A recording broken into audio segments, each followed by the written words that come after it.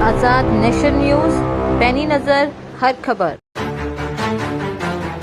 बरेली के कोतवाली थाना क्षेत्र के रामपुर गार्डन की रहने वाली युवती को कोरियर में ड्रग्स बताकर साइबर ठगों ने पूछताछ के नाम पर युवती को डिजिटल अरेस्ट कर लोन कराकर 10 लाख रुपए ठग लिए।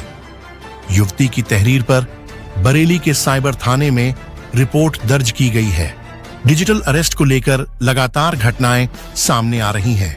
ऐसे ही एक बार फिर बरेली के रामपुर गार्डन की रहने वाली आयुषी जायसवाल, जो कि नोएडा में निजी कंपनी में कार्यरत हैं, उनको निशाना बनाया गया है।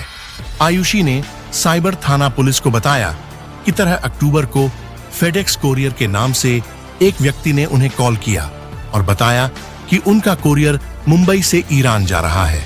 उस कोरियर में पासपोर्ट और ड्रग्स बताकर आरोपी ने पूछताछ के लिए कॉल साइबर क्राइम मुंबई में ट्रांसफर करने की बात कही। इसके बाद उनकी कॉल स्काइप पर ट्रांसफर कर दी गई। आयुषी ने पुलिस को बताया कि कॉल ट्रांसफर कराने के बाद उन्हें एक लिंक पर क्लिक करने को कहा। उन्होंने उस पर क्लिक किया और आरोपी के बताने के मुताबिक आगे बढ़ती हैं।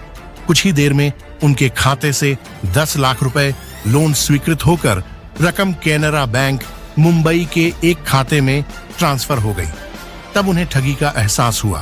वहीं इस मामले में एसपी सिटी मानुष पारीक ने बताया, डिजिटल अरेस्ट की जिले में कई घटनाएं सामने आई हैं। पुलिस पूरी तरह से सक्रिय है। युवती की साइबर थाने में शिकायत के बाद खाते को फ्रीज कर 6 लाख रुपए की रकम होल्ड कर दी गई है। बाकी के लिए प्रक्रिया जारी है। डिजिटल अरेस्ट को लेकर लोगों को लगातार जागरूक किया जा रहा है। अगर कोई भी अनजान व्यक्ति द्वारा किसी तरह का लिंक या मैसेज भेजे तो सतर्कता बरते और संबंधित थाने में शिकायत दर्ज कराएं। कल एक मामला आया था रामपुर गार्डन थाना कोतवाली स्थित जनपद बरेली में, जिसमें डिजिटल अरेस्ट की ऐसी तहरीर प्राप्त हुई और तहरीर प्राप्त होने पर साइबर थाने में सुसंगत धाराओं में मुकदमा पंजीकृत हुआ है।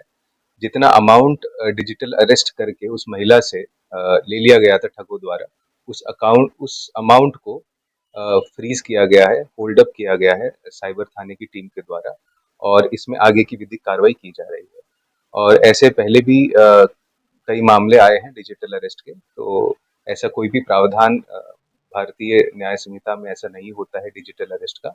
और जितने भी लोग हैं ये सतर्क रहें कि इस तरीके का ना तो कोई प्रावधान है और अपने जो डिटेल्स हैं वो शेयर करने से आप बचें, जैसे कि अकाउंट नंबर और आधार की डिटेल्स या ओटीपी डिटेल्स, तो ये आप किसी को भी देने से बचें और कभी भी किसी भी अननोन लिंक पे या सस्पिशियस लिंक पे क्लिक ना करें। तो ये कुछ बचाव के माध्यम है और इसी के साथ साथ जितने भी जो मामले आ रहे हैं वो हमारी साइबर टीम उसमें तत्परता से लगी हुई है। डिजिटल अरेस्ट के जितने मामले आ रहे हैं उसमें एक पैटर्न देखा गया है कि ऐसा बताया जाएगा कि कोई पार्सल है उनका किसी एक शहर में और वो पार्सल किसी कंपनी, लॉजिस्टिक्स की कंपनी से फोन आएगा और वो ये कहेंगे कि उस पार्सल के अंदर कुछ ऐसी चीजें हैं जो नहीं होनी चाहिए थी, जैसे कि कोई नार्कोटिक सब्सटेंस और कोई पासपोर्ट होंगे, और उसी के साथ वो एक लिंक भेजते हैं कि इस लिंक पर आप क्लिक कीजिए और वो फिर एक कोई फर्जी कोई पुलिस विभाग के अपने आप को बताते हैं, उनके साथ में वो वीडियो कॉल पे उनको ले लेते हैं। तो इस प्रकार से आगे चल के वो उनको डिजिटल अरेस्ट कर लेते हैं स्काइप के माध्यम से या किसी भी अन्य वीडियो कॉल के माध्यम से। और वो कोई भी अगर वो एक लिंक देते हैं उसके ऊपर क्लिक करते हुए और फिर जैसे जैसे वो भ्रामक बातें करते हैं और अन्य इंफॉर्मेशन वो जानना चाहते हैं, इसके साथ साथ इसी प्रकार से ठगी कर रहे हैं।